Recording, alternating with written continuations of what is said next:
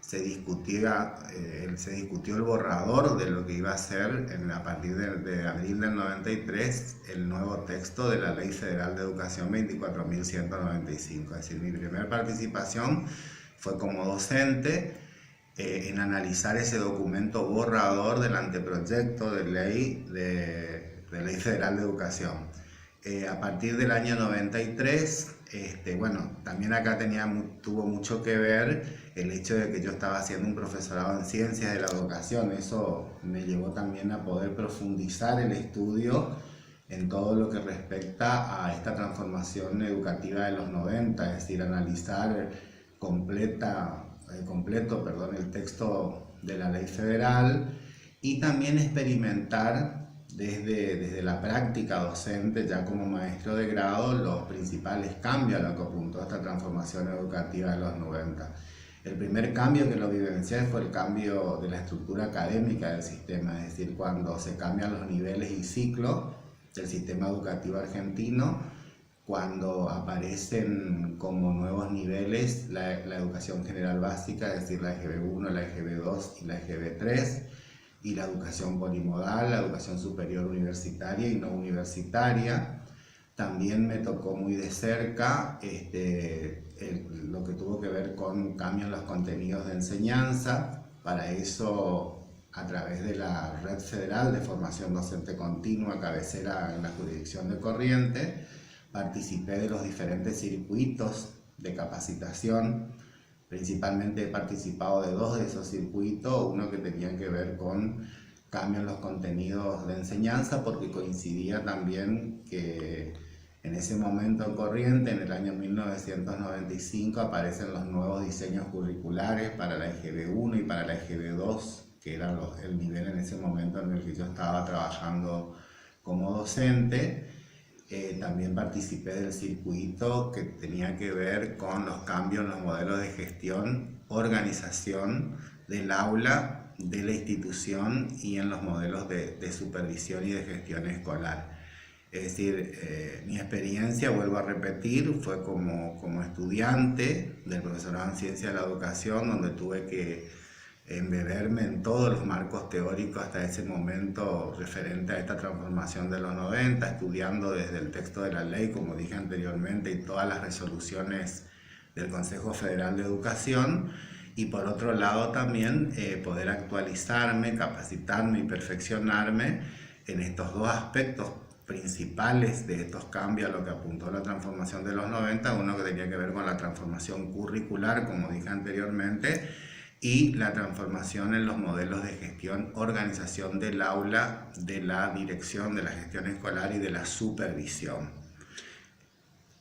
Ahí te pregunto, discúlpame, ¿recuerdas cómo se tomaba y cómo tomabas vos estas propuestas de los nuevos modelos pedagógicos o de gestión? Bueno, en lo personal yo siempre estuve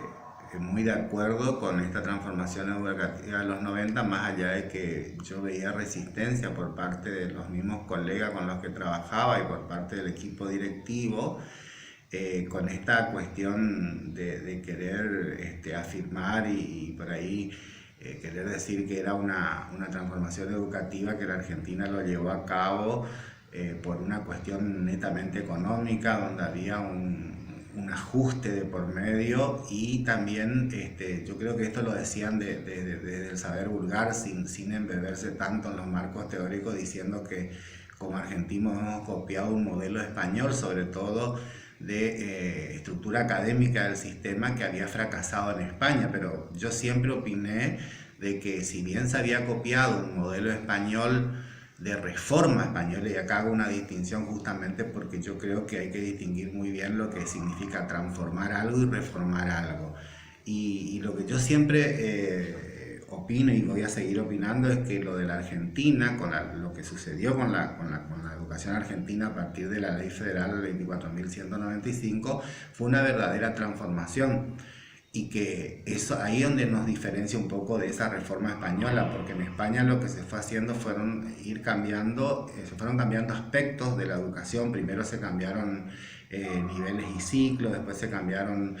cuestiones que tengan que ver con lo curricular, después se cambiaron modelos de gestión y organización. Lógicamente que cambiar de manera parcial cada uno de los aspectos de un sistema educativo no va a dar el mismo resultado que como lo hizo la Argentina a partir de la ley. Simultáneamente aparecen estos cambios en simultáneo, es decir, cambio en la estructura académica, cambio en los contenidos curriculares, es decir, aparecen propuestas de capacitación a los docentes para que se capaciten en los nuevos contenidos para lo que fue en ese momento la EGB1, la EGB2, la EGB3, la educación polimodal. También se pensó en nuevos modelos de gestión y organización del aula, de las escuelas, de la supervisión, y eso me consta porque yo como estudiante en ese momento también del profesorado tuve que analizar dos resoluciones de Consejo Federal muy importantes, que fue la 41/95 y la 43/95, donde estaban muy bien explicitados cuáles eran esos cambios, ejes para el sistema educativo argentino. Y después también lo que vivencié muy de cerca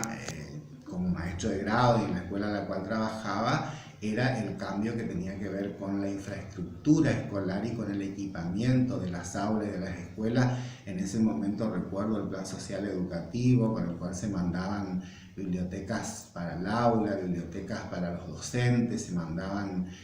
útiles escolares. Me recuerdo los cuadernitos de la palomita del plan social educativo. Es decir,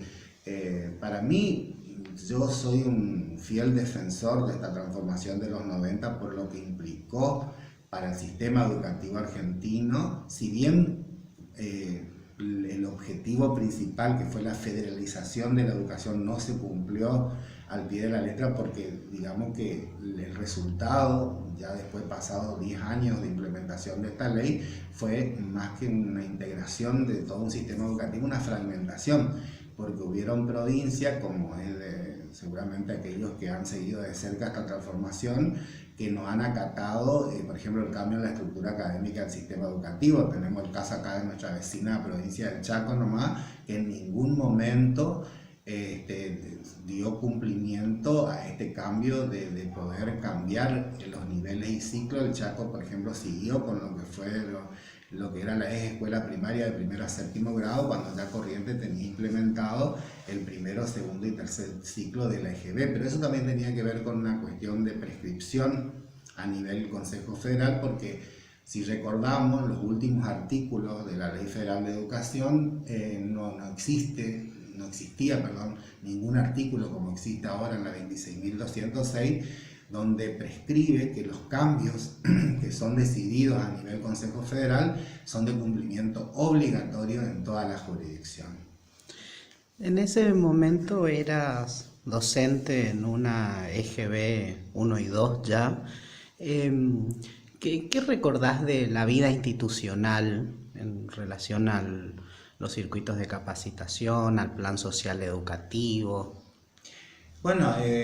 vamos a ir por partes. O sea, respecto a los modelos de gestión y organización, y un poco volviendo mi mirada hacia ese momento a mi equipo directivo, yo lo que vivenciaba y lo que podía ver era que por más que este equipo de conducción iba a un circuito específico para directivo, el modelo de gestionar seguía siendo el mismo. Es decir, ya se empezaba a hablar de un modelo de gestión y organización mucho más flexible, mucho más democrático, mucho más abierto, pero desde la práctica yo me encontraba con directivos que seguían con ese modelo de gestión verticalista, con ese modelo de gestión burocrático. Es decir, veía como un quiebre entre la teoría que en ese momento se le brindaba a los equipos directivos que eran capacitados, vuelvo a repetir, por la Red Federal de Formación Docente Continua, y el hacer diario en las instituciones educativas. Y en lo que respecta a los cambios en el equipamiento de las instituciones, esto que había nombrado anteriormente, que llegaban a las escuelas nuevas bibliografías para los docentes, llegaban equipamiento para el aula, bibliotecas para el aula, para el alumno, llegaban útiles escolares. Es decir, por parte de los alumnos esto era bien aprovechado, pero creo que aún hasta el día de hoy toda esa riqueza en cuanto a bibliografía de autores muy en ese momento actuales, como por ejemplo Serafín Antunes, Lidia Fernández, y otros textos que llegaban sobre conceptos claves sobre la transformación educativa, como por ejemplo la escuela como organización inteligente, el concepto de calidad educativa, el concepto de equidad. Yo creo que siguen guardados algunos de esos libros sin que nadie los haya llegado hasta el momento a ojear, y fue meramente para equipar la biblioteca y muy poca lectura por parte de los docentes. Me habías comentado que en relación a la gestión escolar también te había tocado desempeñarte como coordinador de EGB3. Sí, esa fue una experiencia muy significativa, donde he aprendido mucho, donde todo lo que la teoría de la transformación de los 90 en ese momento se veía reflejado en el texto de la ley, en las resoluciones del Consejo Federal. A mí me permitió vivenciarla aún más, porque en ese momento, en esta escuela primaria en la que sigo siendo maestro de grado titular, pero con licencia con artículo 28 del año 2001, en ese momento, cuando aparece lo que fue la vedette de ese momento, que fue la famosa EGB3, o el tercer ciclo de la educación general básica, y teniendo en cuenta que la localización de esta EGB3 tenía que estar o en una escuela primaria que implementara la EGB3, o en una escuela secundaria que se hiciera cargo de lo que era hasta antes del 93 el séptimo grado, y implementar. Es decir, en la provincia tuvimos una experiencia respecto a la EGB3 donde la localización de este nivel estuvo o en una escuela primaria o en una escuela secundaria. Lo que a mí me tocó de cerca fue que en esta escuela primaria común número 14 del sesquicentenario de Corrientes Capital, deciden en el año 97, en ese momento por una decisión política, en ese momento estaba de ministra de Educación la profesora Catalina Méndez de Medina Lareu, y seleccionan a la escuela número 14, escuela primaria, hasta el año 93, y a partir del 93 escuela de EGB completa, como escuela piloto para la implementación del tercer ciclo de la educación general básica.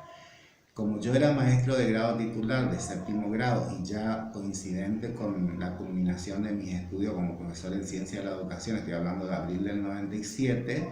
me